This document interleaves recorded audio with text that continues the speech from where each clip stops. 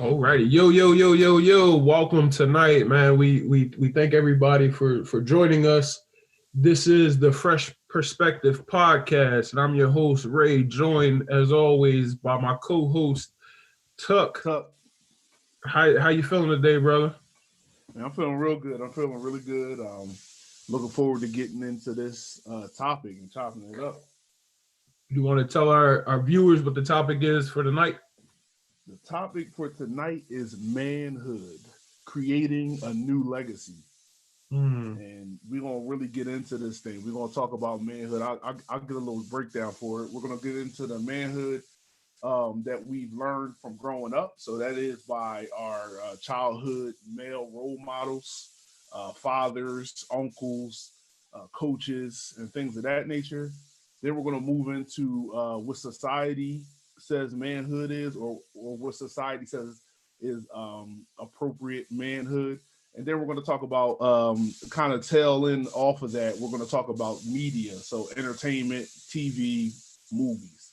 So we're just going to break it all down, and then we're going to talk about how we can take the good, discard the bad, and move into manhood that is I guess more healthy for our society from our perspective, from our fresh perspective. Okay. No, let's do it. So I'll just get it out in the airways immediately. So I'm real big. I think I'm real big right now on the recreating of a legacy or the creating of a legacy.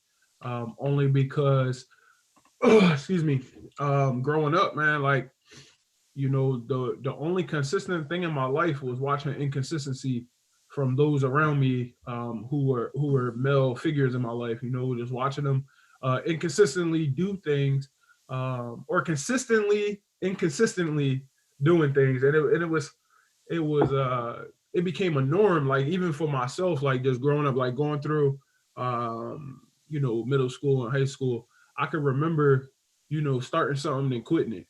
You know what I'm saying? And Mm-hmm. it was because the example that I seen, it was never, I'm gonna follow this through. Like no man in my family, except for my uncle on my mother's side, held a job longer than a year, or held a job longer than 2 years. My uncle, he's a Philadelphia police officer. I think he's been on the force for 20 something years.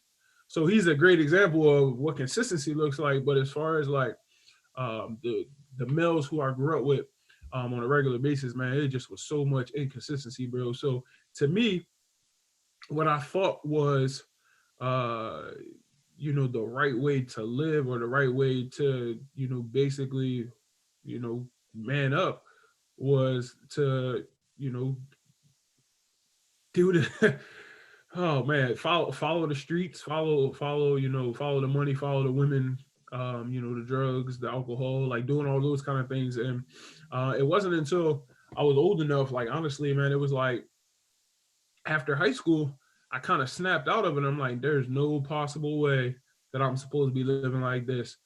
Especially because after high school, I linked up with business owners. I linked up with dudes that went to college and graduated with masters and MBAs and finance and just all that kind of stuff. And I'm like, okay, well, yep, there's definitely a different way that I'm supposed to be living as as a man. And I can remember just in my like past relationships and stuff like that, they never really worked out because I wasn't able to stay consistent. You know what I'm saying? Like I was very inconsistent, but it was only because of the example that was before me. So I mean, I think that's something that a lot of people can attest to. For me, it's slightly different. I had a different vantage point of manhood. I had my father who was very consistent, um, a man who taught us patience, me and my brother. And he taught us that we just got to put the work in as far as whatever it is we want to do. Growing up, we played sports. We also did a lot of activities at school, whether it be school plays and things like that. And his main kind of message was always like, put your all into that, because you know the work that you do is what represents you, is how people view you, is how people form their perspective of you. So if you come in and you do like a half job, then you become the person who does half work. So Right. people don't trust people that do half work. So those are the type of lessons that my father taught me. A huge thing that he really wanted to make sure, because he's expressed to me that he knows that within him is this ability to and his brothers and people just in his men in his family, this ability to act out in anger, to have such anger built up inside of you, and act out in that. So he always wanted us to be mild mannered, not pushovers, but people who thought before they acted. So um, he was very big on that growing up, and that's a conversation we just recently had about this whole rage and anger that he believes is something that is sort of built inside of the men of our family. And he always wanted us to have self control, and that's one of the big things that he always taught us was like think before you act. Um, Only resort to any type of physical aggression or defense of yourself if it's necessary. Mm. So when it's not necessary is if somebody's just talking, you know. If somebody's just talking to you, it's not really necessary to get into this mode of like, all right, well now I got to do you, even if they disrespect you. Now I got to fight you, or now I got to do this. Um, just get away from them. That's what my dad always taught us is just get away from them. Like it's easy, just walk away from them because you don't want to risk your freedom.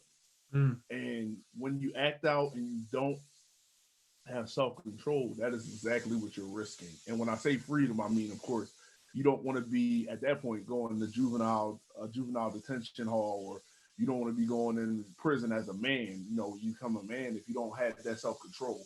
So, I mean, that's one thing that I always got from my dad is the consistency, the self control, the patience, and just that ability to make things happen.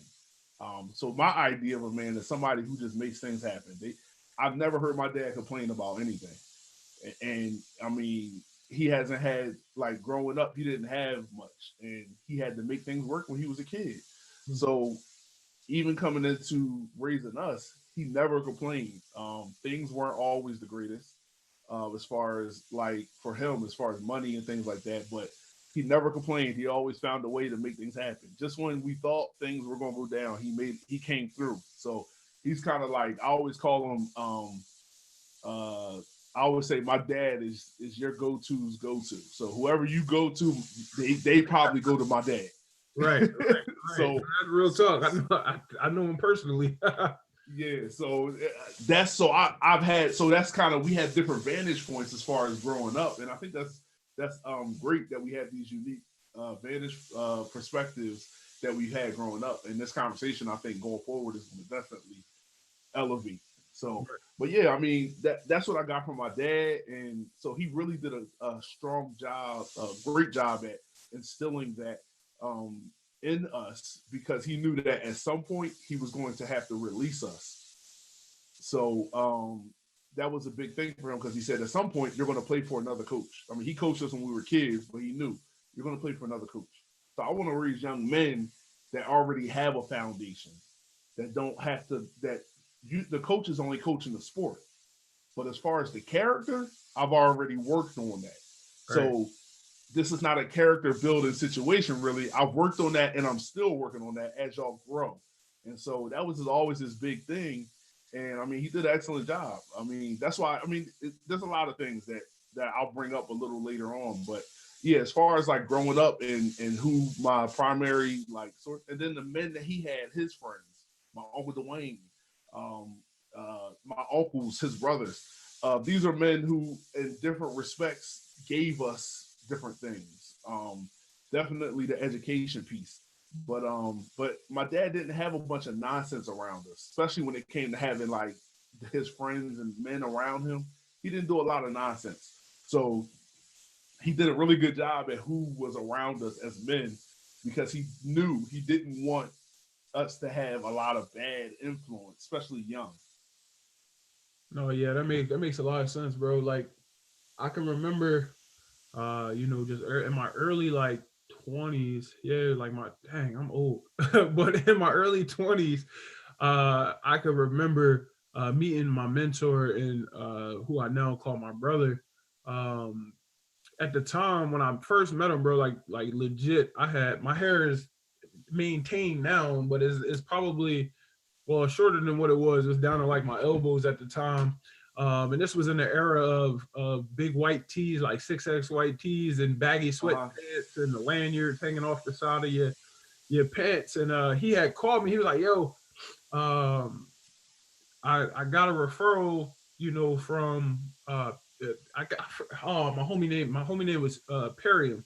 He was like, yeah, he said you were sharp. Is that true? I'm like, well, yeah, I'm sharp. Of course I am. So he was like, well, I want to interview for my business. So I go to meet this guy, bro, and that's what I showed up in. I showed up in sweatpants, ball sneaks, Uh-huh.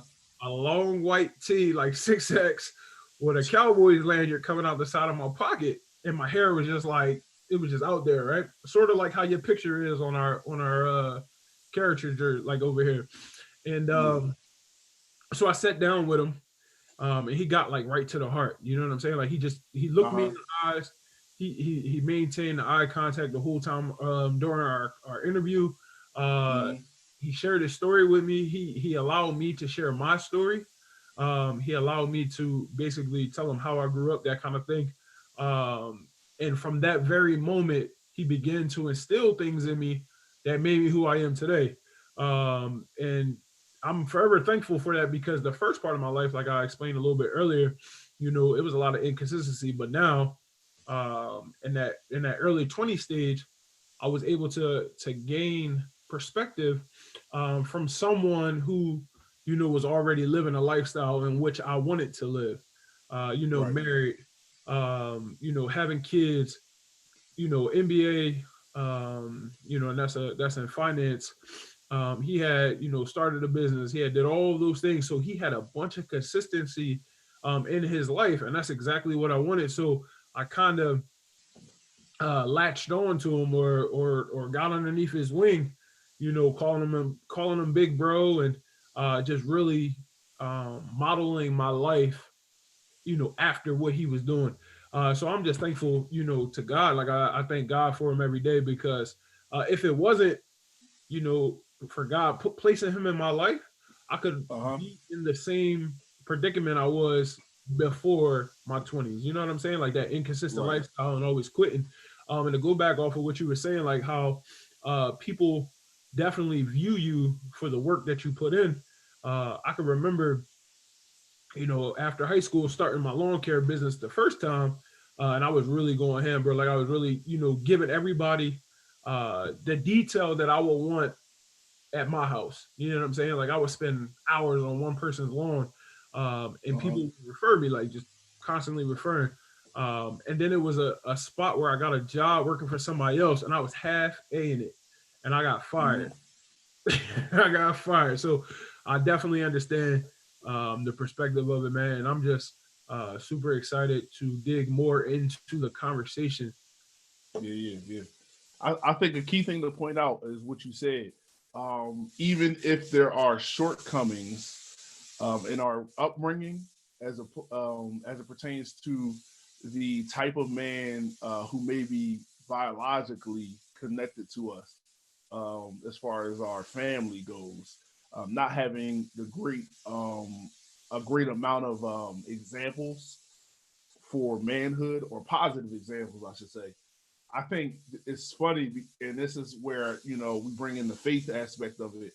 God always provides where there's lack, so like He always makes a way where there is no way. So Right. you might say, "Well, I grew up in a family, and not many of the men were consistent. Not many of the men, exhibited the traits of a healthy, positive man."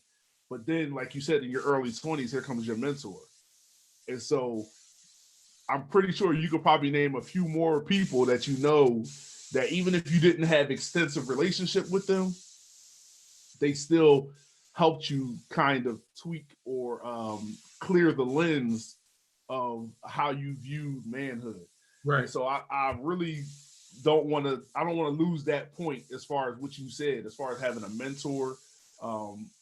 Everything doesn't have to be sourced from your DNA pool. Like it doesn't have to come from, your father that is biologically your dad. It can come from somebody who steps into that, please. And I believe that to be true even about aspects of manhood that, and this kind of segue into the next part as far as what we're going to discuss is kind of what are some acceptable traits of manhood as it comes from, say, society, Mm. even from our upbringing. What do we see as a main image of, like, okay, this is manhood, and everything else is like words like soft or feminine and things like that, things that men have been called because they don't necessarily stay in that line, that path that they say is this is manhood and this is how you act. No, So for instance, for me, a big thing that kind of sticks out is like acting out in rage. So that's acceptable in society in a sense of, like, you'll be dealt with from a legal standpoint, mm-hmm. but most people, I believe, and from what I picked up about interacting with different people, expect men to act out in rage. They Right. expect men to be rage filled and to handle things in a manner that, particularly, I would say, resorts to violence opposed to actually, you know, coming to an understanding or, letting cool heads prevail in certain situations. So if you disrespect me, then we gotta throw down now. You know what I'm saying? I mean, think about it. Shannon Sharp is on national TV, and one of his famous kind of breakdowns was when he talked about, I believe it was Houston. Was it Houston? Yeah, Houston versus the Lakers Mm-hmm. when Rondo and CP3 threw down, and it was shown. It looked like Rondo may have spit on him. Which I'm not saying Rondo was in the right if that's what actually happened, but what I'm saying is Shannon Sharp's response was, "Oh no, I got to have you." And it's easy, and we like. I think that was like that's a funny moment for me. Right. So it's easy for you to go there, and so while spitting on you may warrant, some type of self defense or push or something like that. Um, that whole situation was boiling over, and that was in competition. I understand people will say that in competition things like that happen, and when you're heated and uprise things like that.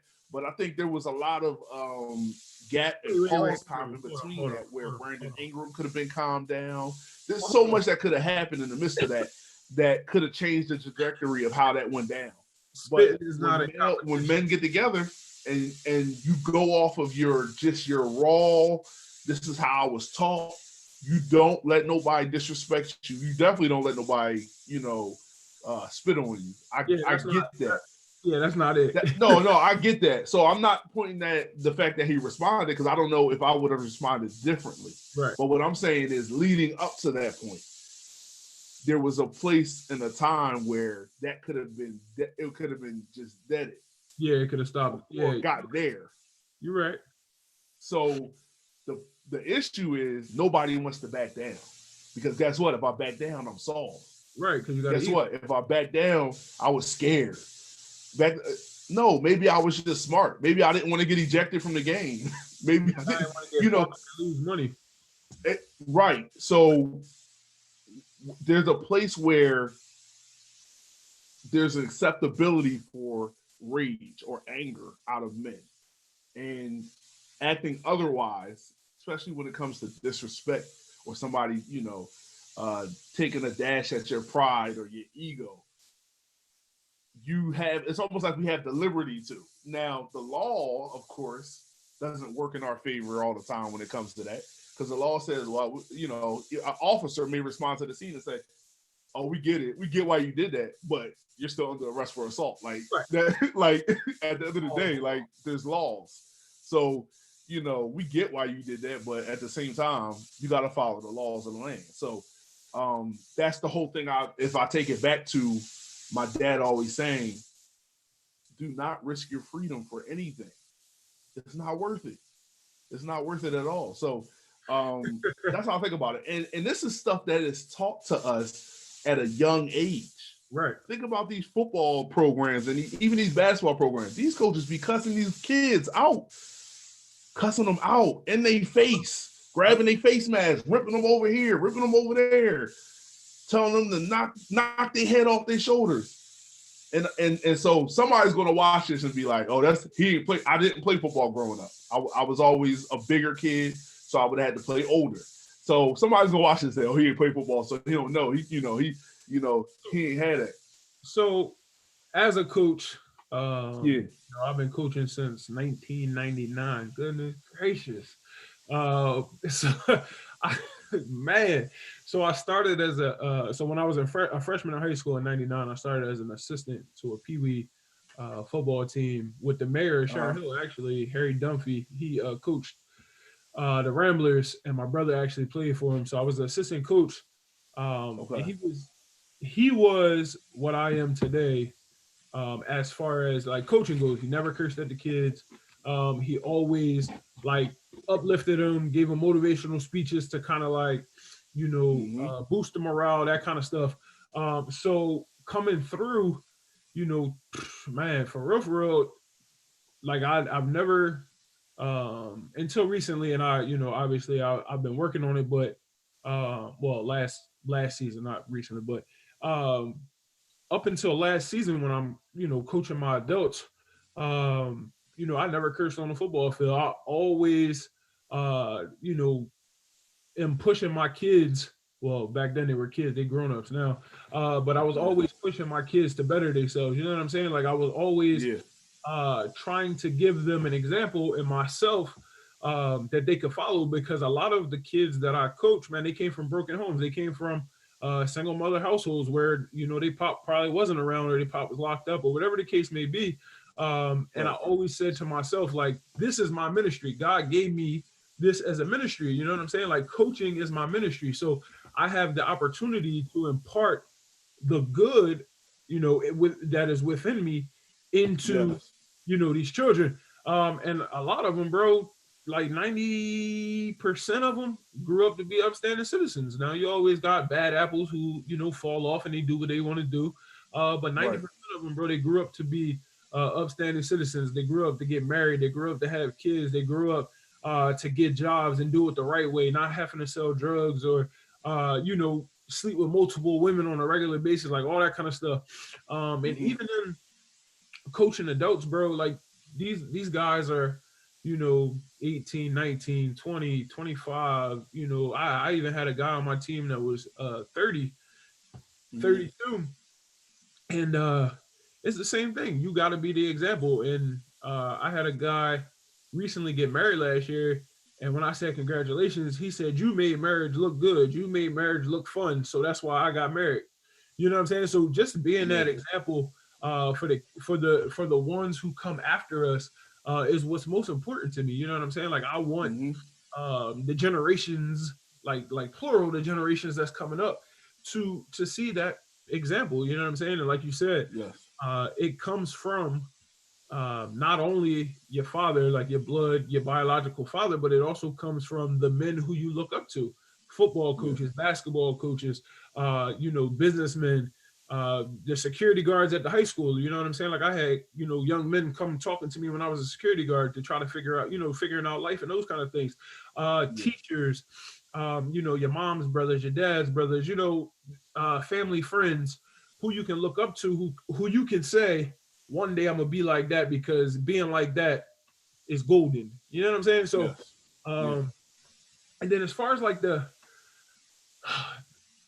whole you can't be soft kind of thing or feminine and all of that, and like the perception that the world puts on us as men. The one thing I learned, bro, and it's crazy. So like I dealt with that, going through school, is I can't show weakness because if I do, they're gonna pounce on me, or I can't show that I'm soft, or I can't have emotions because that's not what we're supposed to do. You know what I'm saying? Like we supposed to be the tough guy or the hard guy or whatever you want to, however you want to describe it. But what I will say is in this part of my life right now, bro, even in like my 20s, I just was like, yo, I don't care how y'all feel about me. You know what I'm saying? As long as you don't put your hands Yeah. on me, you can say whatever the heck you want to say to me. You know what I'm saying? You Mm-hmm. can say what you want because, like you said, it ain't nothing or risking my freedom, bro. Like Nope. when I was a kid, I used to want to get beat so I can go back outside and play. Not put on punishment. You can whoop my butt so I can go back outside because I love my freedom. So yeah, Mm-hmm. that's kind of my take on that Yeah. aspect in that regard. Yeah. And kind of going into that whole idea of being, um, considered soft or feminine. And we talked about rage as, as acceptable or being angry or acting out in anger, whether it be violent or just the way you talk verbally, aggressive or whatever. Those things are all acceptable, in the sense of if you do that, it's like, yeah, if I do that, so in high school, that's not how I was. But if there were moments that I had where I was sick and tired of being like kind of pushed or whatever, and I might speak up and say something, um, then they be, Tuck don't take no stuff. He ain't as soft as we thought he was, and it's like, why does it take that to prove that, I'm a man, or in that case, a young man, in high school? And the next thing I want to say is, as far as like that goes, is we have such a marginal idea of the emotions that men can express.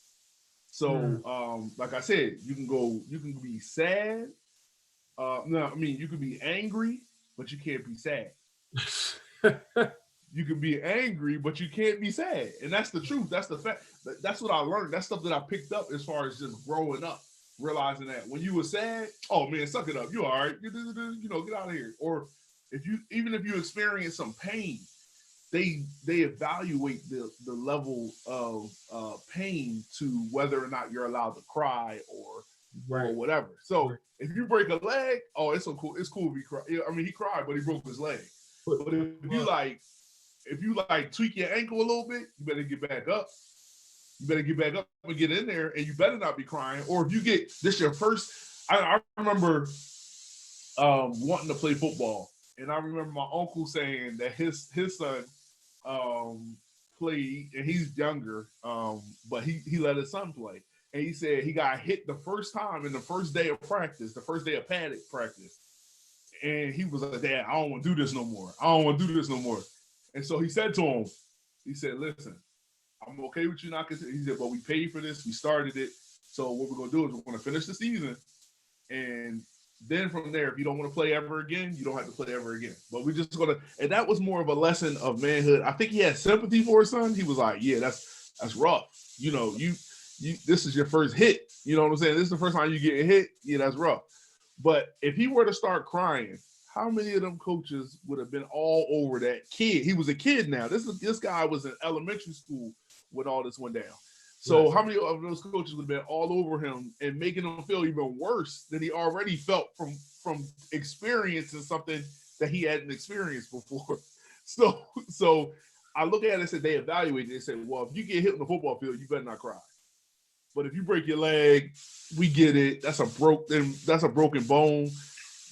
We'll let you get away with it, but we still might tease you a little bit. We'll let you get away with it, but so the whole idea that we have to be cool or emotionally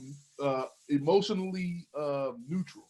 So you can't get too happy. You can't get sad, period. But you can express your anger and rage. That's okay, because that's like, man, yeah, you getting your man on. So that, or it's emotionless. You hear a lot of people make that statement. I don't have no emotions. And you see a lot of our classic movies, like our mobster movies and stuff. They talk about even like the black gangster movies. They talk about how in a lot of parts they talk about how the uh, so basically like emotion or love will get you killed. That's kind of like a common thread. Emotion or love will get you killed. So that's a dangerous message. That's a very dangerous message, because now you have there's guys who are raised on that.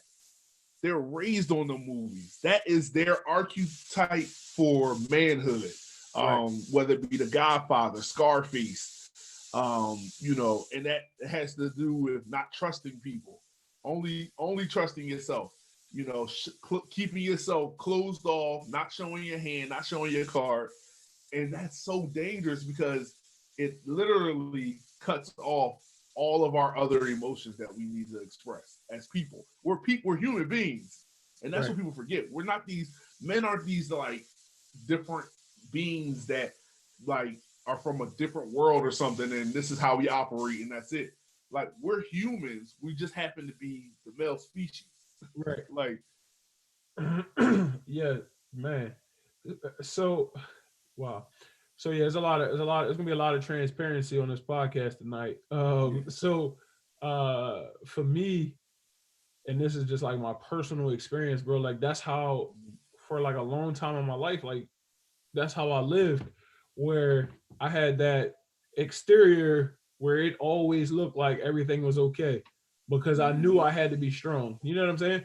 Right, But it wasn't until probably like the second, maybe the third year of my marriage where I finally started to break down. Like, look, I can't handle all this pressure no more. You know what I'm saying? Like, right. sometimes it's too much for us to bear, but we Oh, bear oh it yeah, because that's how we were raised. You know what I'm saying? Like, I was raised to be the strong one. You know what I'm saying? I'm the oldest of 16 kids. You know what I'm saying? yeah, Like, it's rough. I gotta be the strong one. I gotta set the example. I can't show that I got a weakness. You know what I'm saying? Like I can't show that I'm not strong all the time. So I always got a smile on my face. I always, I'm always ready to go. I'm always just I'm there. I look like I got it all together. But inside, bro, uh huh. I'm like a duck on top of water. Oh I'm yeah, cool, calm, and collected, but underneath, I'm paddling like crazy to stay afloat. scrambling. Right. So yeah, this topic, man, like this whole manhood topic, bro, is just so it's just so deep. Like you never know what's gonna be pulled out. You know what I'm saying? Right, You right, never know right. what's pulled out. And it's so crazy that we don't have a guest on tonight's show. Um However, I think it was divine, or yeah, it was a divine appointment for it just to be both of us, to Mm-hmm. give those two different dynamics. One who grew up in a house with mom and dad. You know what I'm saying? And one who only Right, grew up right, right. in a house with mom and a stepdad who wasn't Mm-hmm. really around, but he was there physically, but he really wasn't there. So Yeah, yeah, yeah. yeah, man. Let's keep it going. Oh yeah, absolutely. And so what you said was the idea that we need to be nonchalant and unfazed by life.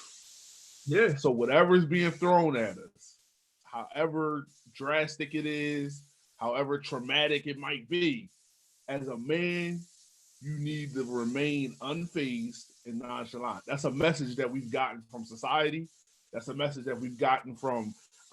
If you look at any of the action hero movies, the gangster movies, any of those movies, the main character typically, until they get to a boiling point and blow up, they typically think about Training Day. The whole movie, this dude was like cool as ever.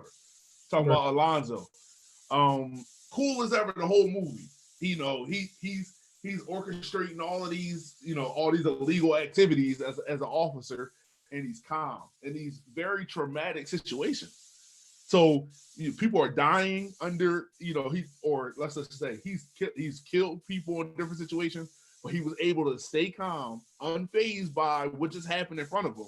yep, You know what I'm saying? This is stuff that we got soldiers coming back from war and police officers who have had to use their deadly force and things like that. And instances where they were truly justified. That's a whole nother topic for a whole nother time as far as the right, whole police and deadly force thing. But um, where they're truly justified and they're in the line of their job, and these are things that happen. Soldiers have to make decisions where they not make decisions. Most of the time as a soldier, if you're actively in war in that battle, you're going to have to kill the enemy at some point, if that's the type of mission you're on. And so these are things that people like that, they are facing uh issues due to PTSD. um and so what they have to do is go to therapy, right? mhm, But you got this character in Alonzo who's going through all of this stuff, and has done stuff. You know, if you look at his backstory, you would see all of the bodies that have dropped in front of him or because of him. And he seemingly just goes about life as if, down to the point where, which we're going to get to later, at the scene where he's with Eva Mendez's character. Everybody, when you initially see her, you think that's his wife. That's not his wife. And then they find out, oh, that's not, like, then you find out that's not his wife. That's his side joke. Right. So that's another aspect we'll get into later, as far as like the ladies man thing that is big. With the being a man, and it's actually one of the core things to know if you are a manly man. Like, but we'll get into that a little later. So this kind of segues into when we talk about nonchalant and unfazed. This kind of segments into communication skills, which typically for men are poor. We get around our homies, get around our fellas, our brothers, and what do? We chop it up about sports. Mm-hmm. We talk about maybe politics. We talk about maybe some business ideas. I see a lot of that now across social media. There's a lot of like, how do we become financially free and all this type of stuff.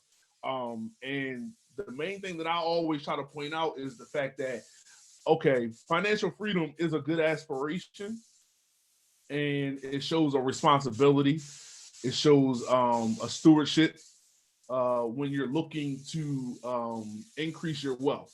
So right.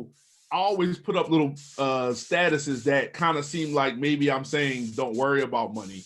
And in a certain way I am, kind of, because I feel like I went to school with people who had a lot of money, and I believe that many of them, if I were to have a conversation with them, and maybe one day I'll be able to have them on the show, that grew up with a good amount of money. You know what I'm saying? They grew up, some of them were wealthy, family got generational money. Some of them's parents, it's old money. Some of them had parents who made money, on their own, as far as they were the first generation to start the wealth, and then they continue to build it. Their children are doing great. And so that's when I went to private school. And one thing I realized in talking to them is they all, like, as much as they might have had things that I didn't have, they all were very still like a basic way of being as a child. So you like the simple stuff as a child. So a lot of people joke, like, with their babies, it's like, yeah, we bought them this really cool toy that we thought they would love, and they played with the box. Right. And so I look at, like, some of my classmates from when I was in private school, and I say, many of them, like, in getting to know them, were, more into hanging out with friends, being with their families. I mean, all the stuff was a bonus, an added bonus, but mostly it was about that. So when I look at that, I say, it doesn't matter as far as, like, if we get into the communication aspect of it, we can't be unfazed with our families. So it's not enough to just provide. And that's where I was going with that. It's not enough to just provide. In those situations, I had friends whose parents, they didn't want for anything material wise, but I'm sure they would say that all that material stuff meant nothing if they couldn't have a relationship with their family. Yeah, all that material stuff. I think men fall into that. They fall more into the fact that I'm providing you all with your needs, but also the wants, the material wants that you have. So other than that, I don't have to be engaged. And that's what the trailer video for for this episode with Fences, that's what that was for. That was to show you in that movie, and if you haven't seen it yet, it's been out for a while. This is not really a spoiler, but the idea was that this man was suppressing a lot. He suppressed a lot. He suppressed the disappointment and where he was, where he thought he should be versus where he actually was. He had suppressed the feeling of not feeling like a man, because him and his wife and his son, they struggle, and so all of these things are being suppressed, and then they start to come out in ways. So of course, alcohol, drinking. Some people's twist is more maybe doing drugs Right. or something like that. Anything that is, you know, not necessarily healthy for you, and it's replacing or trying to fill a void. And for him, it was more so like a disappointment in his life. And feeling like he even says, feeling like I've been standing in the same place for 18 years Mm. because all of his dreams had fell apart. And so, because all of his dreams fell apart, he didn't have the resiliency to change and transition into something different. So, the idea of the poor communication, though, comes in is in this, he didn't communicate this with his wife. And you brought it up. You said there's a place in your marriage where you got to, where you said, I have to open up and basically be more vulnerable Yeah. and allow my wife, give the gift of my need to my wife. I agree with that. I'm the same with my wife. We've gotten to a place in our marriage, probably around year 3 or 4, Yeah. going through some things and realizing that we were withholding certain parts of ourselves. Right. And And so, especially, I would speak just to me because we'll have an episode where we do the marriage thing and we have our wives on and they can talk for themselves, and we'll really be laid out, you know, on the carpet. But I'll speak for myself and I'll say, because for me, I felt like I only needed to be concerned with her feelings and emotions, and I needed to put mine on the back burner. That's something that, you know, that's also something that you learn. Like I said, the things we did talk about before, talk about that. So the idea is that to be a man, I can't be putting the burden on my wife, you know, with my own feelings, with the way that I, you know, maybe that I'm hurt or whatever. That's that idea. But it's realizing that no, this is a partnership. right. And a partnership takes good, healthy communication to That's the only be way it works. exactly to be successful. You have to have good, healthy communication, which means you have to be willing to be vulnerable. You gotta be willing to be vulnerable. You gotta be willing to lay yourself out bare and allow your spouse But to you see you for who you really are. so you spoke on it earlier how as a man we're not supposed to, or the world says that we shouldn't trust anybody, right? Remember you said that. Mm-hmm. So for me, it was, I was kind of in that space anyway. I'm like, yeah, well, we married, but I'll keep everything to myself because I know how to digest it into, the places that need to be digested into, like the back of my Right. mind, and compartmentalize it, as Mm-hmm. whereas maybe my wife can't do that. You know what I'm saying? So I'm not gonna put everything that I'm dealing with on the table because I gotta be able to trust you to handle it the same way I would handle it. But what I learned is that, um, well, number one, you got to trust your wife. You know what I'm saying? So Yes. if I trust Yes. my wife with everything else, why can't I trust her with me being vulnerable? You know what I'm saying? Like, why Yeah. would I think that she's gonna take advantage of that? So once we got to that point, bro, like I really believe that, and yeah, it's probably around the same amount of time we've been married, the same amount of years, you and I. Yeah. Um, A few weeks apart, right? yeah, a few months maybe. Which I was married December, right? No, we got married in April. April, yeah, yeah, yeah. Definitely a few weeks. My fault. Yeah. Definitely a Yeah. few weeks. Yeah. Um, so yeah, it was probably like year three, yeah, about year three, where it kind of like, my vulnerability came in. When I say, that helped our marriage tremendously because then she knew how I felt. You know what I'm saying? Right. She could sense, Mm-hmm. even if I never said anything to her, after that, she could sense how I felt. Like, yo, it's something wrong. Yes. What's up with you? You know what I'm saying? So the communication is very, very key. As a man, we should always communicate, especially when it comes Yes. to our families, because if we don't communicate with our families, who else can we communicate with? You know what I'm saying? Like that's backwards. Exactly. So Exactly. And the communication piece doesn't go just there. So another thing that I've seen as a trend for men is we like to be left alone. We like to we like to be able to move without somebody tracking us. And so the communication piece goes into that too. You know what I'm saying? As far as saying, hey, I'm gonna be here, I'm gonna be there. You know what I'm saying? And looking at it like, I'll be honest with you, me and my wife, we have each other on fine friends. So most men, when I say that, they'll say, "What? Y'all know each other?" So she could like I said, she's not just looking at her phone, seeing where I'm at all day. I said, but if something was to go down, yes, I want my wife. I said, first of all, I should be living in a manner that one, she knows where I'm at, Right. and two, that even if she didn't know exactly where I was at, that I'm not somewhere that I really have no business being. You know Right. what I'm saying? In the sense of for my own sake, not just for the fact that out of respect for my marriage, but for my own sake, there's places that I just don't have no business being. And there's Right. people who I just had no business being with in the sense of in the company of. And so if I am feeling like that, to me it's like I gotta reevaluate myself as a man. You know what I'm saying? So to me, and we follow each other for safety purposes, not for to spy on each other and nothing like that. We tell each other anyway where we're going. So Right. it's not really like a thing of, oh, I need to see this so I can make sure you're not out here cheating on me or you're not out here like whatever. It's literally for a safety reason because we understand the times that we're in. So I say that to say that is also another aspect of communication, and also that builds trust.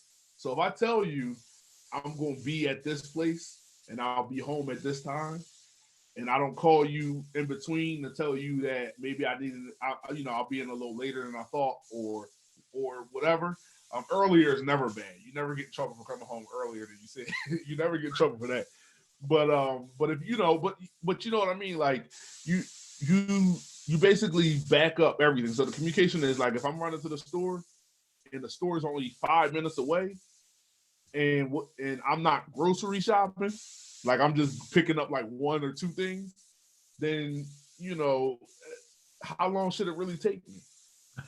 Like unless I get into a conversation, like I run into you at the store, Right. or I run into somebody I know, or we start busting it up. But then that's something that when I get back, I communicate.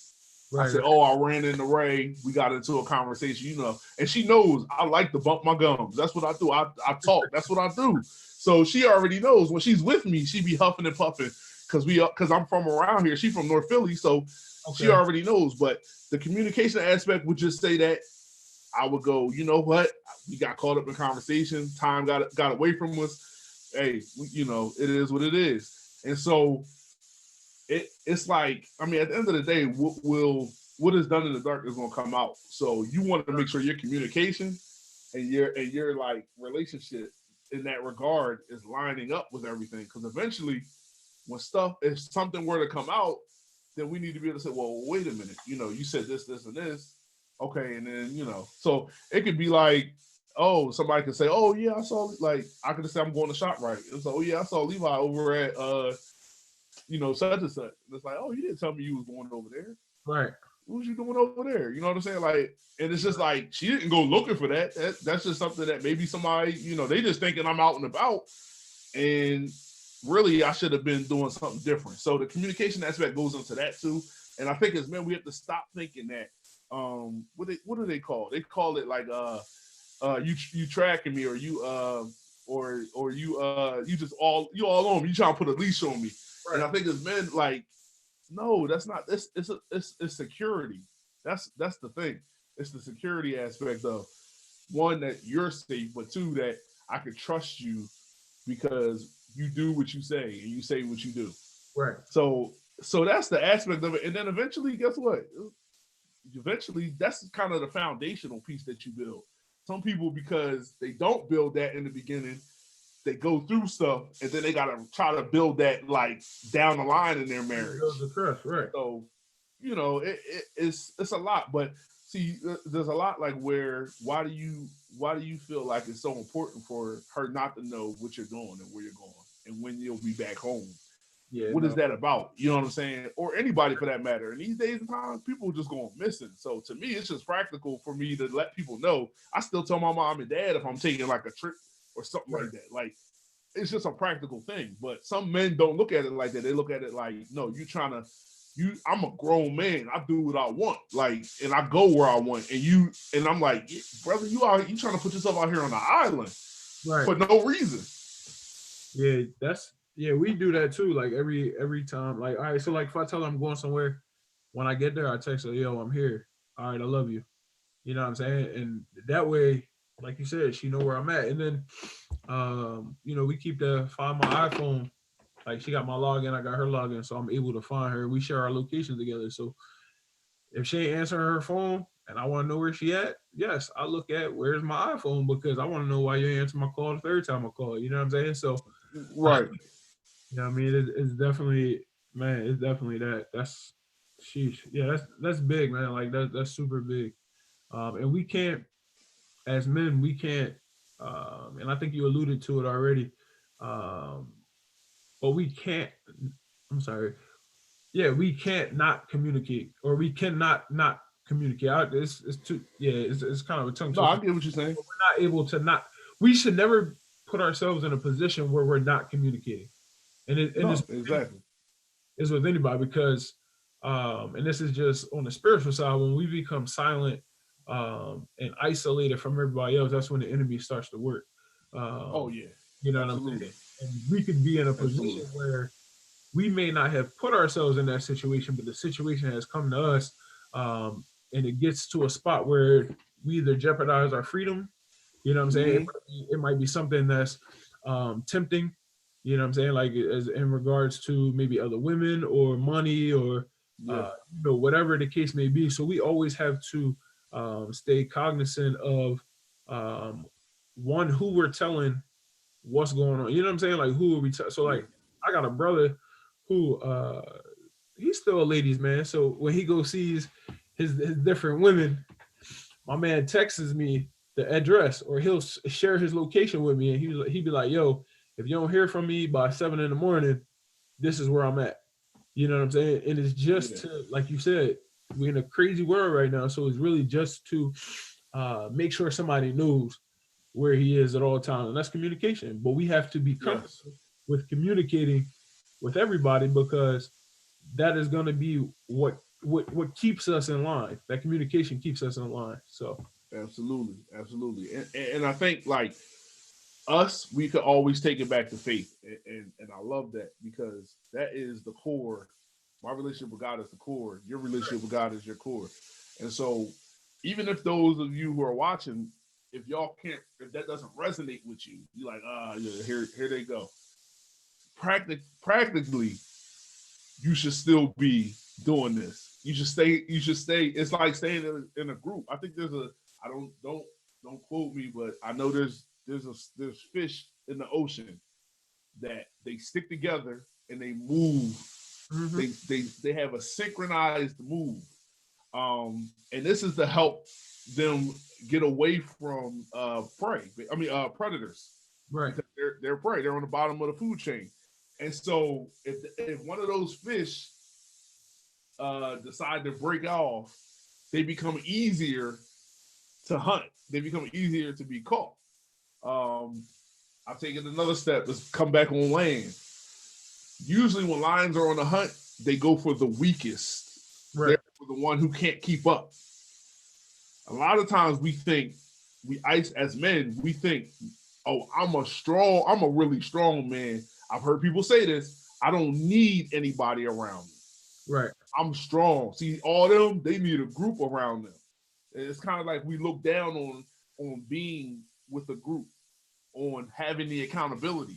Even if you said so, even if you're a person who is doing something that is contrary to say your brother's lifestyle and what he promotes, in your situation, that's the case. In the sense of it's contrary, like your brother letting you know where he is, it's and you saying that he might be seeing different women at different times and be in different places. Even in that case, he still lets you know where he is because it's like, listen, at the end of the day, that's my brother. Right. It don't matter. Like, I already know where he stands on all of this, but at the same time, I also know that he wants to make sure that I'm safe. Right. No, that's real.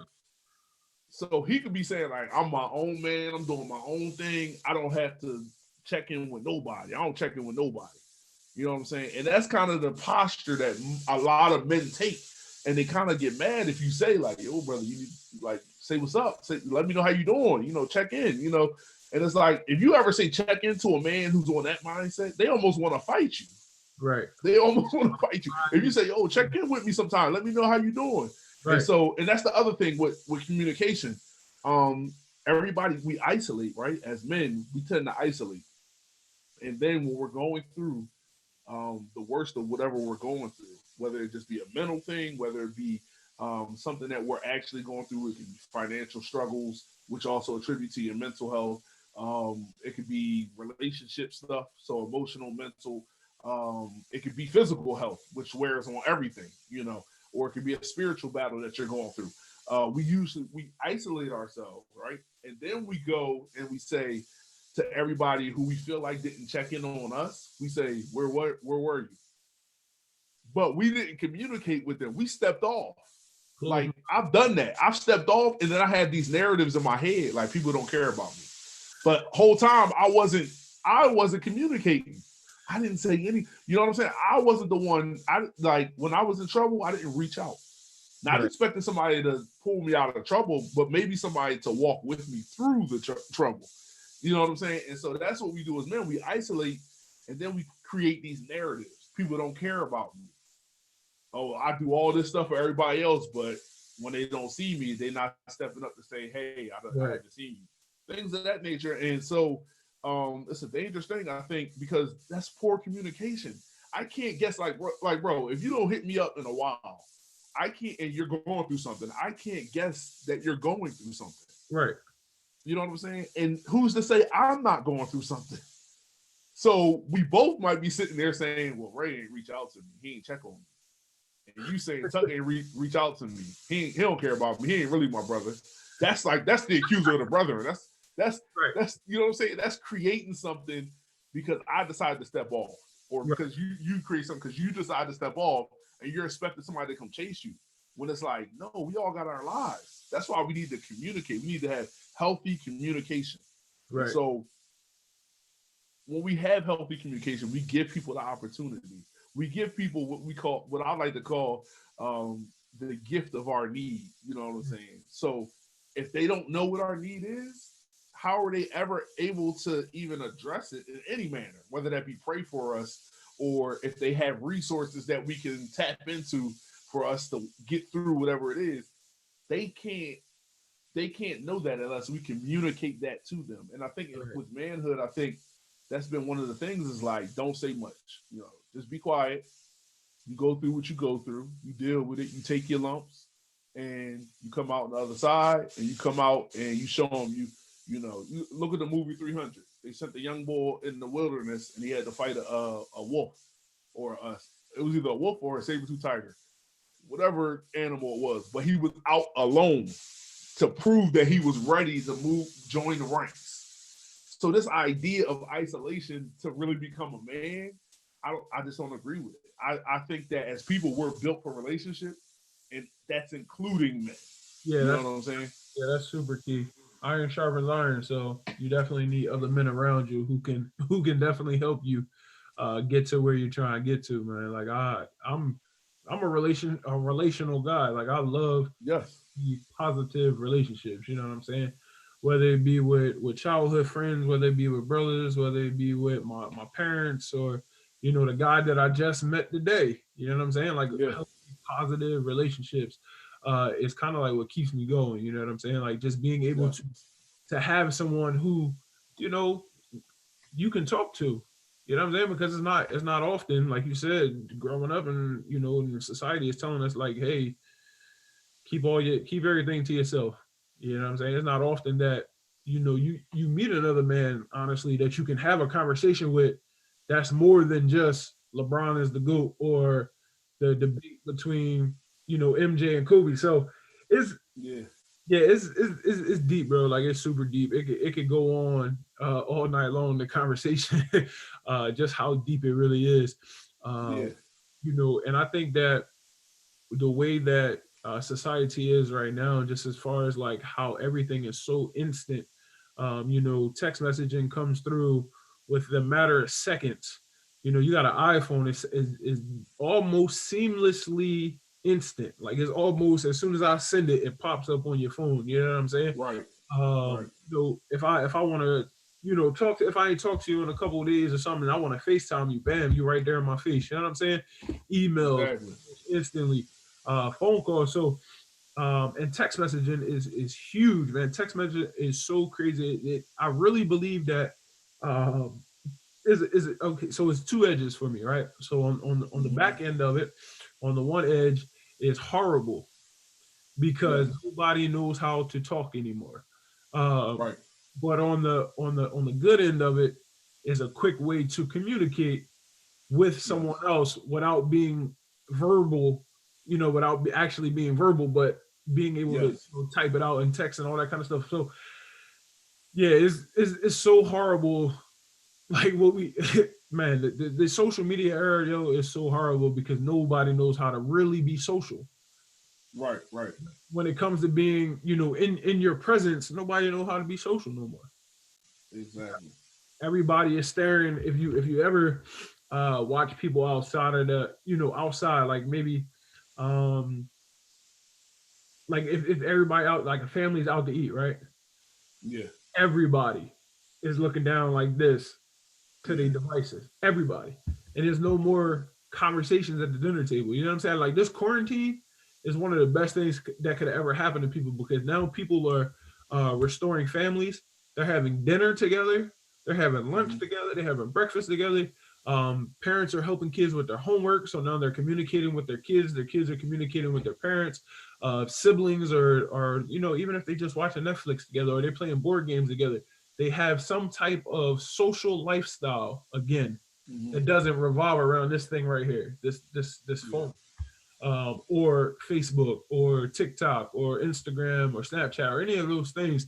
And it's just the way that the world is moving. However, like I said, it's a two-edged sword. It's both good and bad. Yeah. Yeah. No, I definitely agree. I had this conversation the other day, and how kids are coming out basically with their phones and things like that. But we'll jump into technology another time.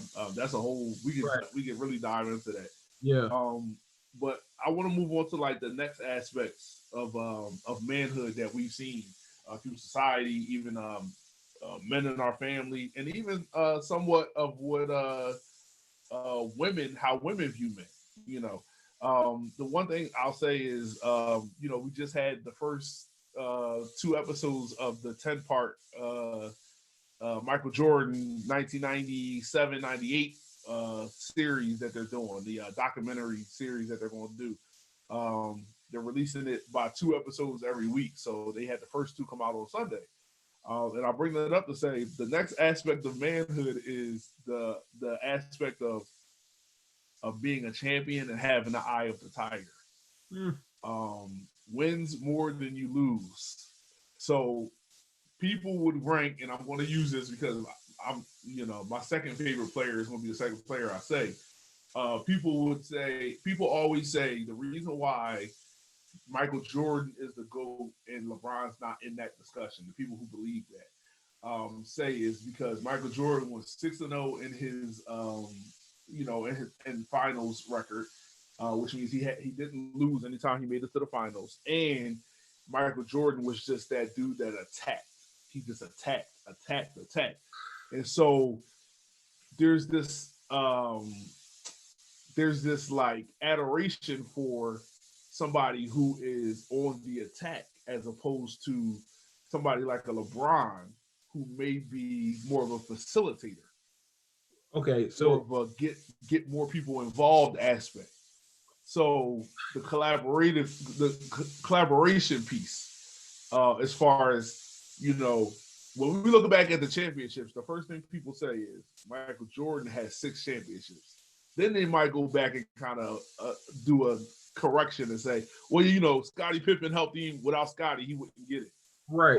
So without like Kukoc and Kerr and like different guys, he wouldn't have been as successful. They helped out, they played a part. Without Dennis Rodman, people can kind of rationalize that, but ultimately their thought is Michael Jordan, the eye of the tiger, the attack mode, and the domination is the reason why, because he's the man amongst the men.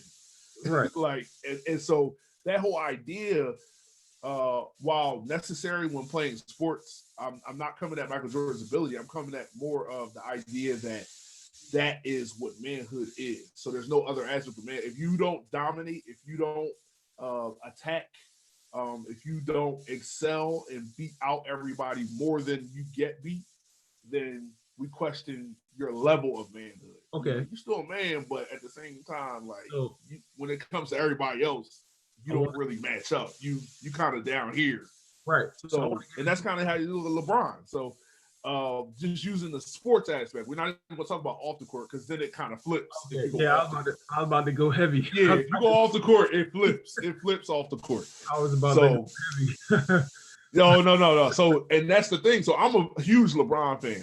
It's my second favorite player of all time. When I classify favorite, I'm talking about just who I like. So, Iverson would be my first, but I wouldn't put him in the first all-time greats.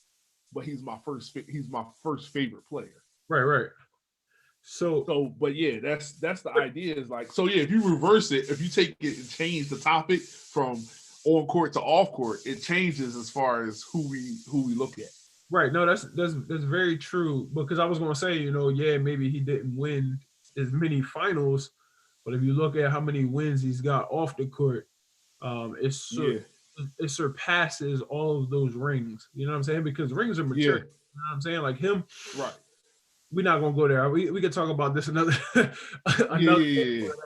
But, I'm very opinionated when it comes to the LeBron debate with the Jordan debate because people don't even look at like how many times did he lose in the playoffs.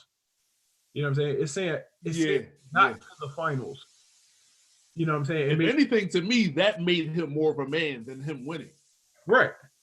Him getting beat up by the bad boys, him getting trashed by the Celtics, can't get past the Celtics, and still being a force individually, but going through that, and then coming out and saying, you know what? The organization is going to give me the pieces, but I have the mind now, and I built myself body-wise to be able to withstand the competition after I faced all of that adversity. That's what made him a man. Right, because without the adversity, you can't really put a judge, not even a judge. You can't even scale his greatness because he never fit. You know what I'm saying? If he didn't face the adversity, what could you scale it? What could you scale his greatness to? Yeah, exactly. And so people don't talk about it from that aspect, and that's a good point. I think that's what makes. I wouldn't even say that's even isolated to just being a man. That's just a person of just good. Like you look at somebody, you say, you know what, that person's resilient. That person is able to go through tough times, keep their head, and on the other end come out and be successful. And then that success is even that much more greater. I think that first championship was probably the sweetest because of all of the stuff he went through. Right. But like I said, like you said, we can talk about this all day, and we kind of doing the man thing going into the sports because we can talk about that all day. But that may be another episode because I'm not against talking sports, but I just think we can't neglect other things. Right. This is not a sports podcast, just for the record. Right. We may talk sports at some point, but it's not. That's not what this is geared towards. But the next aspect of that is, and it still stays in line with this whole domination, conquest thing is being the ladies' man. This idea that to be a man, I'm taking it. Let me take the lead. Let me take the lead. Go. You got it. Listen, like I stated before, I'm the oldest of 16. My dad got 14 kids. 6 baby mamas. Okay. I want to start with the backdrop of that, right? So growing up, I seen my dad, man, yeah, I seen my dad with all types of women, bro, like models and famous women, like all types of stuff, right? So to me, I'm like, yo, my dad is a player from the Himalayas. Like, I gotta be like my mom. You know what I'm saying? Like, we look alike. Back then I was built way different than I am now. I'm round now. I was straight. I'm a round guy now. But I was what you would call what you would call a ladies' man. So for me it was, yo, I'm the man because I got women everywhere. You know what I'm saying? Like I've had Right, right. this amount of women, or I've done this with women, or I can pull any John that walk down the street, or whatever the case may be. That's what makes me a man. And I'm being transparent because there was a period in my life where I believed that. You know what I'm saying? Mm-hmm. I believe that because I could have any woman I want at any time.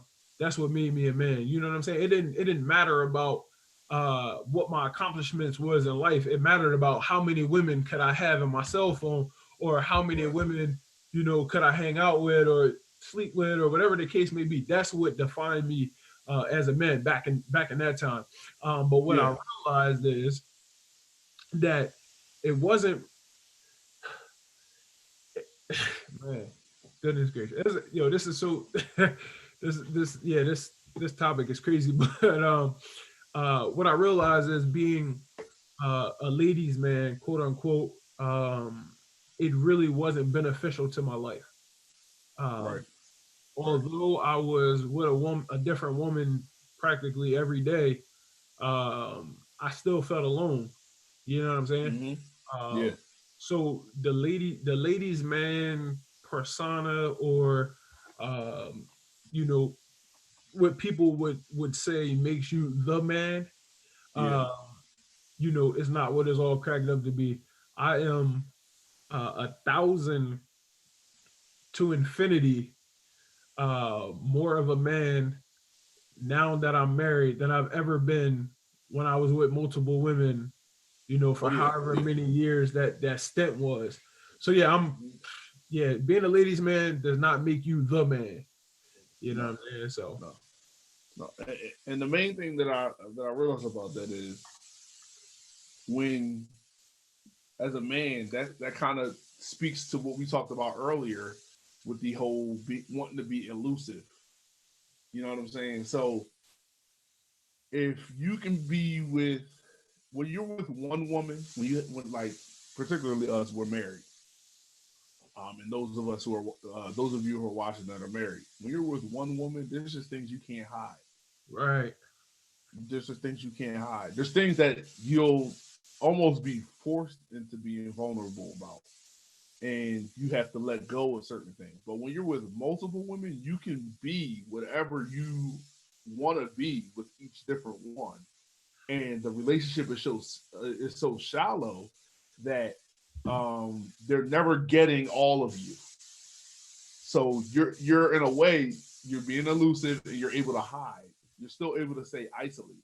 And so there's a level of, I think there's a level of, even once you commit to one woman, and then particularly when you get married, there's a level of manhood that you rise to at that point. right, right. Um, because it's easy to just bounce around and have, be with different women and things like that. I've had that experience too, and what I realized is, one, I was never built to be like that. From grade school, I mean, from high school, I should say, all the way through, up until I met my wife. I was always wired to be a one woman man. You know what I'm Mm, saying? I was always wired to be that way. And the thing is, when I tried to be opposite of that, every relationship that I had was like a committed relationship. So that's how I broke so many hearts, and just did things that compromised my own character. That, going back, if I were to look and use my better judgment, I wouldn't have did that, because I wouldn't have did that to those young ladies. right, But at the right. same time, I wouldn't have did it to myself, because that's just not who I was. But this idea of, like, people, they talk about locker room talk, and so this idea of, like, oh, how many, we seen Tuck with so and so, we seen Tuck with so and so, oh, Tuck, okay, Tuck, all right, Tuck, like, and you kind of, like, I was living my life for that as a young man, and then it just became a habit, and as I grew older, I realized, like, this is not me. So as I got older, I started to say, well, if I'm gonna be with a woman, I'm gonna be with one woman. I'm gonna be with the one woman. And so I dated a few people where I was in, just, all right, we in a relationship. That's it. You know what I'm saying? But in high school, I think it was a bigger issue for me, because it was like, it was like this idea that I had to have multiple women. If I didn't, then I wasn't the man. It wasn't enough that I started varsity basketball. It wasn't enough that people actually liked who I was, like as far as Right. my personality and wanted to be around me. It was like, no, I need that. I need that to like quantify in how many of these young ladies will interact with me in the sense of, like me. How many of them I can get to like me, and of course, the aspect of like just being with, sleeping with different young ladies. So that mindset is something that is kind of like around middle school and particularly going into high school. It's like I was kind of sheltered from it a bit, but it was around, but it wasn't as strong as it was once until I got into high school. Right. But the whole ladies man idea is like you see it. Like again, we can go back to media. I said we would kind of look at media, society, and then the personal examples that we've seen. If you look at media, all of the lead male actors in movies, they either are the ladies' man in the sense that they have multiple women, or it's just like even if they are married and committed, they just have multiple women who are interested in them. So it's Right. like multiple women who are jealous of his wife. So there's that idea too that you have to watch and catch because that's more sinister in the sense of that sneaks up on you even as a married person. It's kind of like that idea of, and I've heard people say it, and to be honest, it's thoughts that can cross your mind is like, do I still got it? Like, do other women still look at me too? And so, like when people gave Aisha Curry all that flack for what she said, I think they took it out of context. I think she was, to how I looked at it, I think she was trying to say, even though she's married to Steph, she notices that Steph gets all the attention Right. and that all these women are after him. They probably be hitting his inbox up on Instagram. I'm sure she probably sees that. They be in the comments. They, whatever. And she's saying that sometimes she feels like, well, I'm here too. Like, ain't nobody like falling all over themselves, like looking at me and just kind of like looking like, is there something wrong with me? Like he's still attractive after being married and having kids, but I'm not. And I Right. think more married people go through that than they admit. And I think that idea, and that's a dangerous thing. Like if she communicated it though, that's the thing. So that's a hard conversation to have with your spouse, but it's an important conversation if you're feeling that way because Right. it puts stuff on the table as opposed to you keeping your little. Because then now you out and about, you own your own business. You might have a client or something, and you could tell she giving you rhythm, but you keeping that a secret because you kind of like it a little bit. You like, all right, I still got it. Like I'm still like you said, oh, I ain't the same as I was before physically. But Right. like if somebody was throwing you vibes, right now, that might. I'm not saying it will. I'm just saying No, I got that's something that you speak up and you say something because, and this goes back to the communication. Because if you try to keep that, like, why are you keeping the secret? Like, you. what is the secret for? And so, why are you trying to keep that? And so, it's the idea that some of so it's like the affirmation thing, or just like I said, being being the fact that you basically you want to know, like, do I still got it? And so that goes back to the ladies man idea. So yes, I'm married and I should only be worried about my wife. I should only be looking to drink from my well. And drinking from your well is not just like a sexual reference. Right. Drinking from your well is even not going to other places to get your affirmation. Right. Like, so don't be drinking from, don't be looking to get no water from some other well. Don't be looking to get no affirmation from some other well. Because Right. first it's affirmation and then it goes into Physical. something, it transitions into something else. And so, man, that's a big thing. We want these affirmations and all that, and particularly from women. Even if we know, like, we just saying, I'm never leaving my wife. This is my wife. This is who I'm gonna be with. But we still want to have the idea that another woman is still into us. You know I what I'm get saying? Not just, especially if your wife ain't ain't throwing you that vibe. Like if she's just like, yeah, you cool, like I ain't gonna leave you or nothing, but you know, right now in this season, I ain't all like it ain't you ain't all that like that, and that happens in marriage. I get Happens, so you disrespectful. gotta be careful. Yeah, I get disrespectful when women try to come at me, bro. Like I'm talking about, I'm talking about. I get real disrespectful, but not disrespectful Yeah, in the sense I'm cursing at them or nothing like that. But I make it known that I'm married. Like I make it known yeah, because I know that who I was before can't creep back up. You know what I'm right, saying? And exactly. I can't give it. I can't even give it the tiniest of space. You know what I'm saying? No, Like I can't give it exactly. the tiniest space because uh, when that demon come back, he coming back with friends. You know what I'm saying? Yeah, And I yeah, definitely don't yeah, want to be that guy. So yeah, yeah. No, that's real. So, I mean, we spent a lot of time talking about some of what I would consider being like the negative aspects of kind of what manhood is. We even mentioned some things that weren't so negative. And so, kind of moving into the new legacy and kind of the final part of what we want to do here tonight. The thing that I want to say is um, for the emotional side, we need to process and we need to heal from the traumas that we've experienced, whether that be a small T trauma or a big T trauma. Um, and so small T could be something as little as just being disappointed too many times, people not following through, things of that nature. A big T would be on the other, like a even greater than that, would be like being neglected as a child, mm, particularly by as a man being neglected could can just cause so many issues. right. You can go from being neglected to being the person who does the neglecting. So just we need to process and heal from our emotional wounds and traumas that we. First of all, we need to acknowledge them. As men, a lot of times we try to act like things weren't a big deal. Mm-hmm. But no, some of the things that we've gone through are a big deal. They are serious. They have impacted us. They have warped our character, warped who we really are.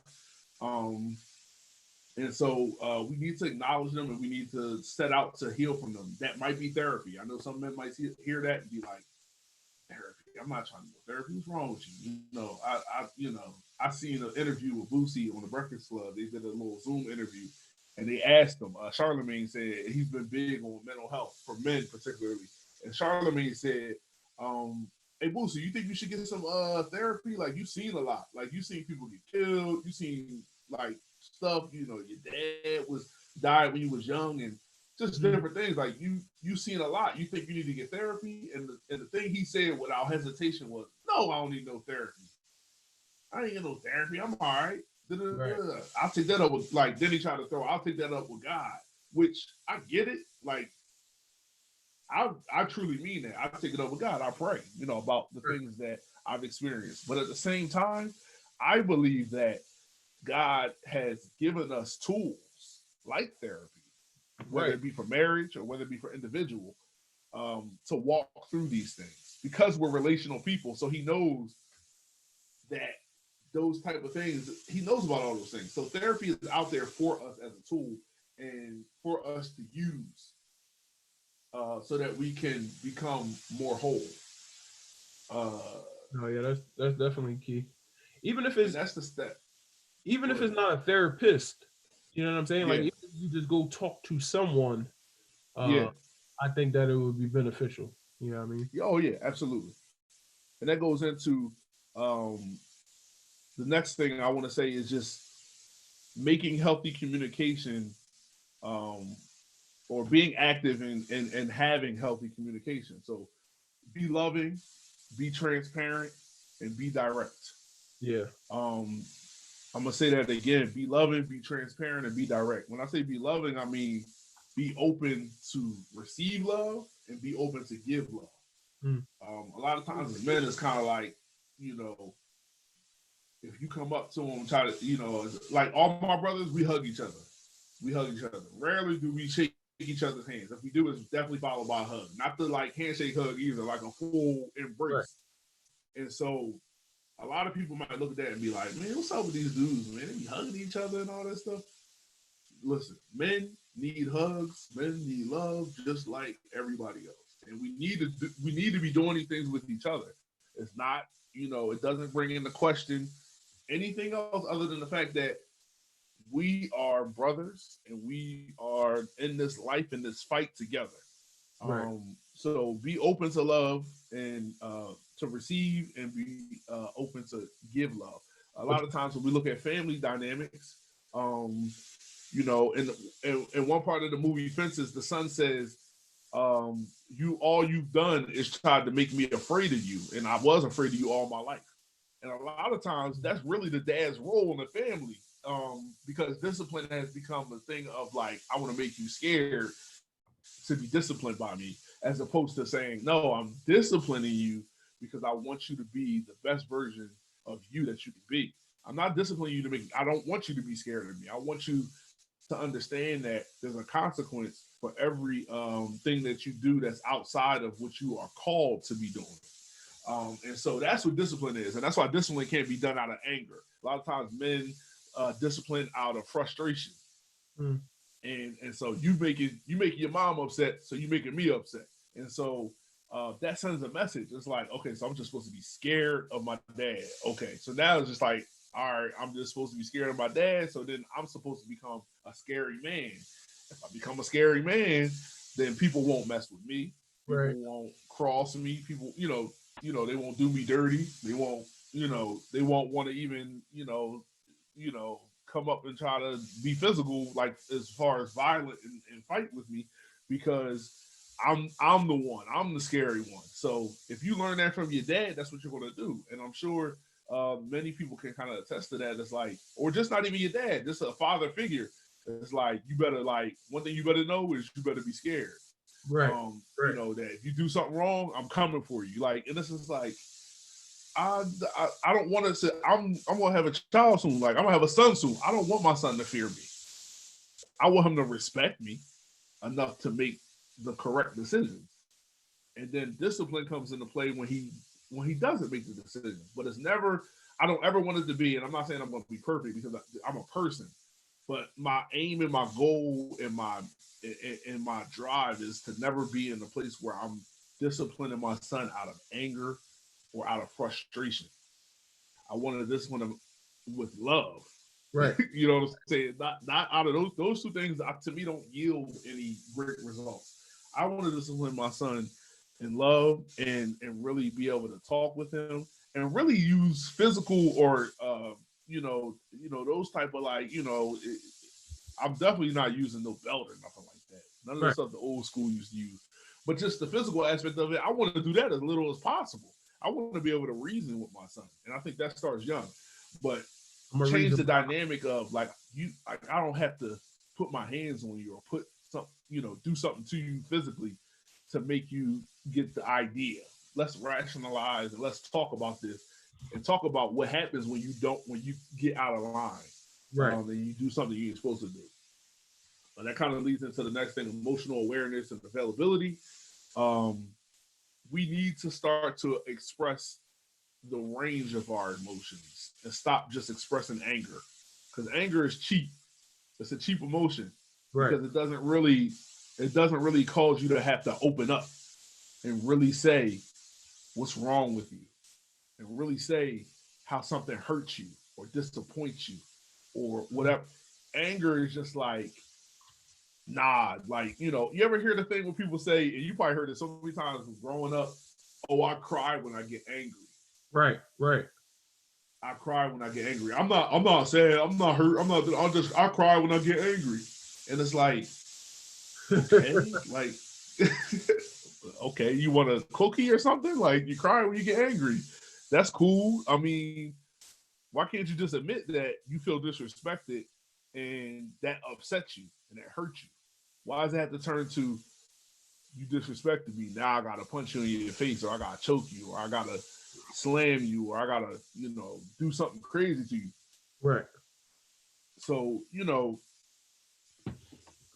so that aspect, and kind of rolling through is also the sensitivity aspect. I had a nickname in high school, and it was Big Mikey. And Oh, racism. those of you who know, Big Mikey from Recess. And so one of the things Big Mikey used to do, I got this for a reason. Big Mikey was a huge dude and physically could have probably, all the bullies on the yard could have handled him. They always ran into bullies and stuff Right. like that. He was like as big as some of the teachers. So that was pretty much me in high school, especially in ninth and 10th grade. I was pretty, I was a big guy. And I kind of slimmed out my 11th and 12th grade, and the 10th grade going into 12th, like all the way through 12th. I was a little more slender, a little more finesse driven, and um, and so they used to call me Big Mikey because I did a essay contest and I won it. It was at some type of VFW, and I did an essay contest and won it. So they started saying I wrote poetry, and they already had this idea that Tuck is soft. Like Tuck is soft. He don't, and it wasn't like it was weird. It wasn't like a way of where they were teasing me. It was more of a way of like, we know Tuck is different than us. You know what I'm saying? But I took it hard. Like I was like, yo, I'm not soft. Like you're not going to just push over on me. Like I'm a, and now that I look back, or since I look back, I see it wasn't them saying that they feel like anybody could just do anything to me. They just realized that I didn't have that same aggression or anger Right. inside of me that Right. they may have had due to my circumstances. I didn't have a lot. Like I tell people all the time, like I don't judge people who operate out of anger necessarily. It's more so a thing of saying that I just don't have I just didn't have a lot to be angry about. And God bless me. Like you mentioned earlier, like I had my mom and dad in the home together, married. My brother, we had a great relationship. And just a lot of love around me, to where me being angry would have been like a medical like mental disorder. Like if I was walking around angry, like Yeah. it would have been like something really off key, because it would have been like, oh, something wrong with him, because he really don't have a reason to just be angry like that. So they called me Big Mikey, and part of it was I'm a very sensitive person in the sense of I pick up I'm like a I'm both I would say I'm both a thermometer and a thermostat at the same time. So actually, it's pretty much like the HVAC thermostats work. So they sense the environment and they change based on whether you have the heat or the air on. Right. I'm like that. So if I'm sensing something going on in the room or with a specific person in the room, I'm very kind of keen and honed in on that. And I definitely like to just see how I can serve that person, or the room itself. It could be the whole room. How I can serve the room, and maybe either lift the spirits or kind of still go in. Because even with the thermostat, if everything is fine, it's registering that everything's fine, and just stay where you're at. You don't have to kick on to turn the air on or the heat on. Just stay where you're at. So I say to say, like, I think people look at sensitivity as a weak or soft thing, and it's not. As men, we can and we should be sensitive, because as men, many of us will become husbands, and as husbands, we need to be able to uh, sense and also help to address or facilitate addressing an emotional or a mental need within your home, whether that be with your wife or whether that be with your children. And I think a lot of times, I think the motto of manhood has been, if you provide, I provide, I come home every night, and that should be enough. And it's like, it's not enough, because they're like, children need a father to help address. Even if you're in a situation where you're not with their mother and you're not in the home, there just still needs to be a level of sensitivity in that relationship where you can address some of the things that rise up in your child or in Right. your children. Um, even but within a marriage, definitely with your wife, just having the sense. Not saying you should try to read her mind, but you could just sense when things are off and be sensitive to whether she needs space or whether she needs interaction. Right. and figure it out instead of just saying, "Well, she needs to figure that out. I did my job. I brought the bacon in, and she needs to figure all that other stuff out." That don't work. It hasn't worked. It hasn't worked at all. So we have to be active participants in our marriages, in our relationships. If you're in a relationship stage, active participants in the emotional and in the mental aspect of that. We all game when it's about the physical. Right. We like, hey, I'm here, I'm ready to go. You Right. know what I'm saying? We all game. But when it's about the emotional or the mental, we like, you got that. Why don't you talk to your girls? Call your girls up. And it's like, Oh. it shouldn't be like that. Like that is an outlet, but there's times where as the man, like I said, you got to be sensitive and you need to be willing to facilitate. So facilitation is not solving the problem. Right. Facilitation is walking with your wife as she hears what needs to be done. In our cases, as she hears from the Lord, and then you can hear from the Lord at the same time, and y'all can agree, and then y'all Right. can move in the right way. Or if you get a word from the Lord, you can speak that into her life. But you can't do that if you're not sensitive. You have to be sensitive to what is going on in your home and what's Uh, going on with the people in your home. yeah, that's So, last thing I'll say is practice. Last two things I'll say is practice self control and discipline. That kind of speaks for itself. You got to know yourself first to figure out what you need to be in control of, what you need to be disciplined right. with. So that's the first thing. Respond when necessary. That's a part of self control. Everything doesn't warrant a response. I don't care if somebody disrespects you. I don't care if they call you out your name. And that's the reason why some people think, oh, Chuck, you be thinking too much, man. Sometimes you just got to jump in and get active. It's like, whoa, everything don't need a response. To me, a real man knows that everything doesn't need a response. Right. Sometimes the response is no response, no response, Brush and it that's off. the best response because you'll be pulled into all kind of nonsense while the other party may not even be thinking about it that deep. They ain't even thinking about it that deep. So you got to learn how to step back and say, you know what, my response is no response.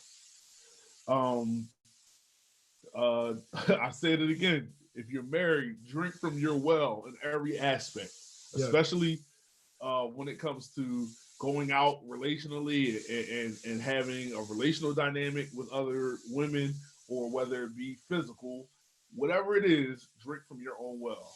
Um, and that means to keep your eyes on your wife and be willing to go through the different seasons that you will be in with her without needing some type of supplemental thing on the side to keep you going. You know what I'm saying? So a lot of times we do is, well, we ain't getting no rhythms over here. We ain't getting no good vibes and affirmations over here. So it's hard if this person at work, is feeding my ego. We shoplifting over here, getting all this stuff. Not And the bad. meanwhile, whatever is being worked on over here, we're not addressing because we're not in our own well. Right. So, Right. and you got to have delayed gratification. That's a big thing. Right. So, that's pretty much the wrap up that I want to say. You gotta have a delayed gratification, and yeah, that's it. You don't need to be with it. Oh, and the last thing is smile, laugh, and enjoy yourself. Be excited. Don't be afraid to be excited. You don't have to be cool. All right. So that's pretty much all I want to say about that.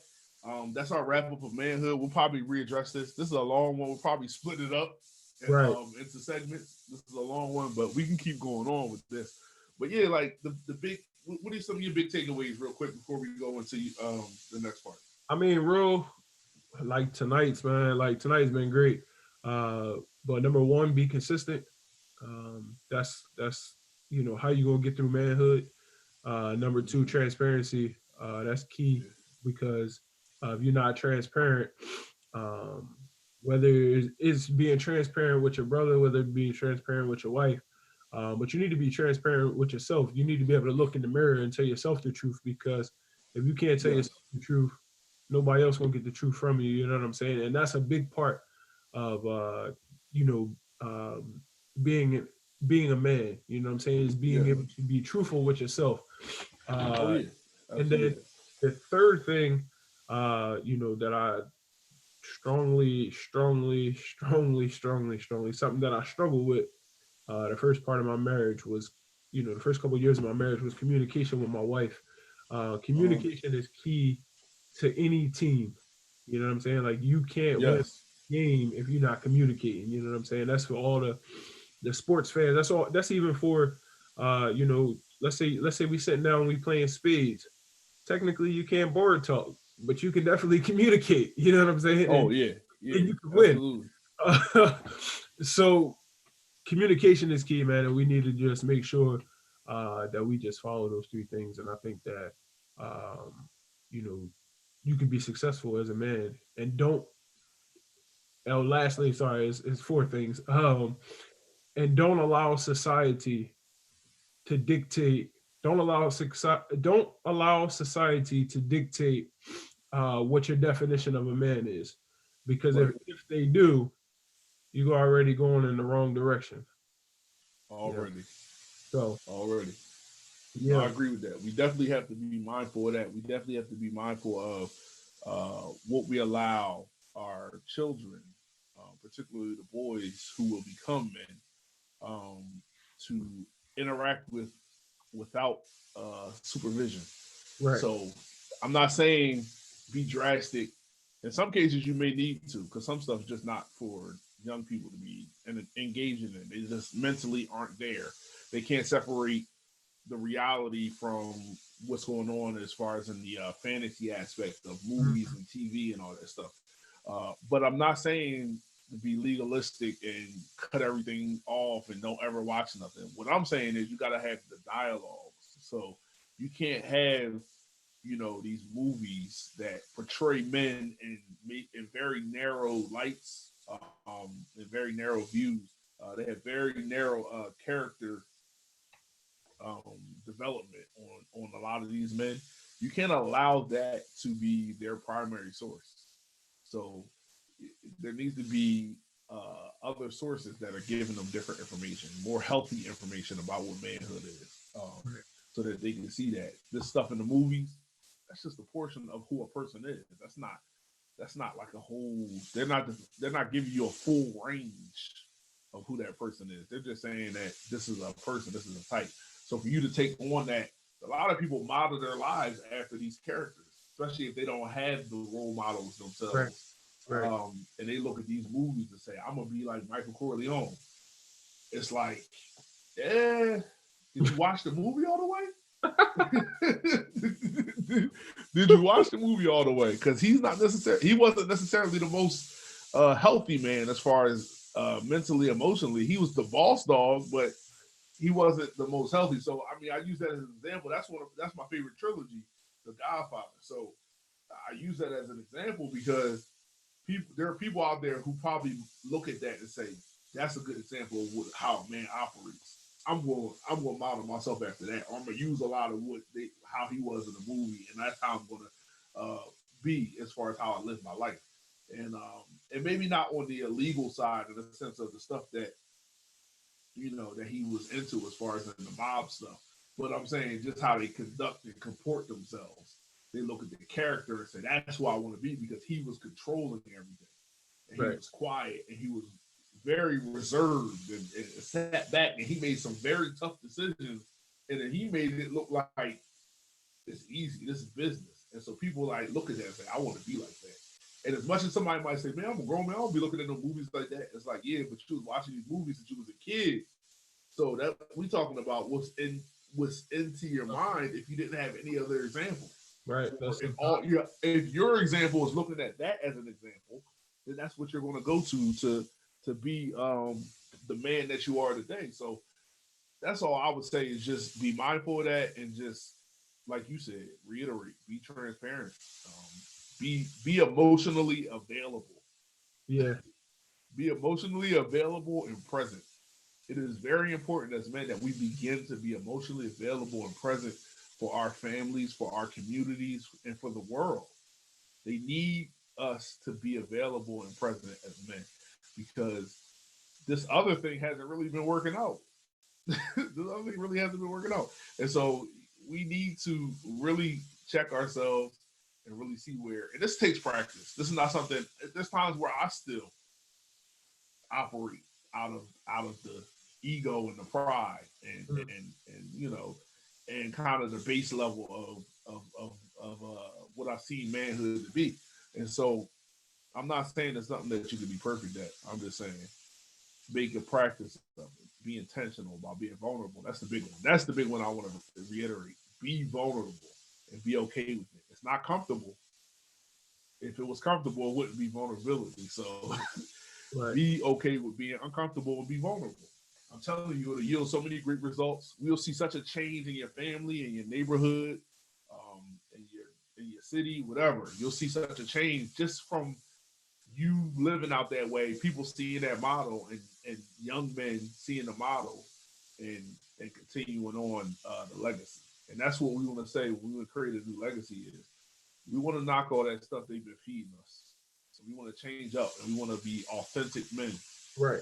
authentic people, and be engaged in our families and communities. Mm. But we want to segue into we have a business owner, my brother here, Ray, and we want to move into to this next segment right now. Right. So I'm not actually going to mention my business, but I do want to, Oh, okay. I do want to let folks know who may have a small business here on the Fresh Perspective podcast. We would like to feature your business on our podcast to be able to give you a different platform to reach um, the folks who may want your service or your product that you may be selling. So if you are interested, you can reach out to us or send your information into us at Fresh Perspective Podcast 20 at gmail.com. Again, that's Fresh Perspective Podcast. Oh, I'm sorry. Fresh Perspective 20 at gmail.com. I do apologize. I'm reading my screen. Fresh Perspective 20 at gmail.com. And that's for Mm-hmm. any small business that wants to be spotlighted on the Fresh Perspective podcast. So, yeah. Yes, yes. So, I mean, that brings us to a close. This was a long one. We appreciate you if you made it this far, Right. if you stayed with us from the beginning this far, and we also appreciate you if you are tuning in via SoundCloud, which this will be up on. For those who are watching right now, if you want to go back and look at certain parts of it, we'll likely split it into two parts, just so you have the ability to kind of move through it the way you want. If not, you can still move through it the way you want to. Again, we want to thank you.